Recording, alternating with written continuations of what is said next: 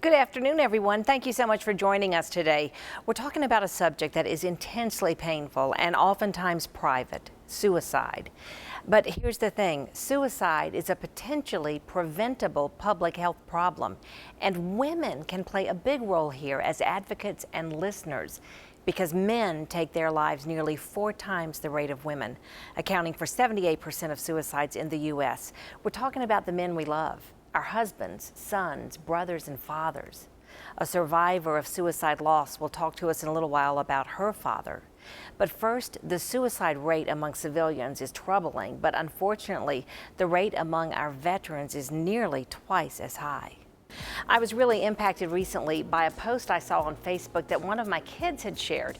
It was from the very popular Humans of New York page. Now, it's social media. We assume it's true, but I'm not sharing it as a news story that I have verified. I'm sharing it because the message sparked a huge list of comments, very supportive, apologetic, and compassionate.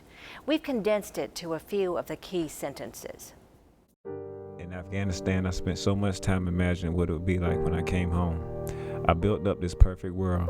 People would be so happy to see me and thankful for the sacrifices that I made. But when my plane landed, nobody was there to meet me. My mom couldn't take off work, and my father had died while I was gone. I only got letters from 2 friends when I was gone, so I had to visit them right away to tell them that those letters meant the world to me. But after that, I was pretty much by myself. I'd been so busy in Afghanistan, there was always a job to do.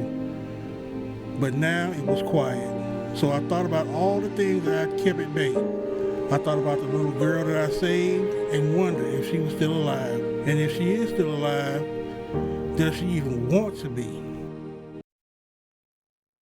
The Suicide Prevention Coordinator at our local VA is here to help us identify veterans who might be at risk. She has important warning signs we need to be aware of. In 2014, the last year for which statistics are available, suicide was the 10th leading cause of death in the United States. That year, the families of 43,000 suicide victims had to learn to move forward one day at a time. And families know, you know what, we lost somebody too, and we can move on as well. And use it as a stepping stone to healing. Still ahead on Jenny, surviving suicide loss.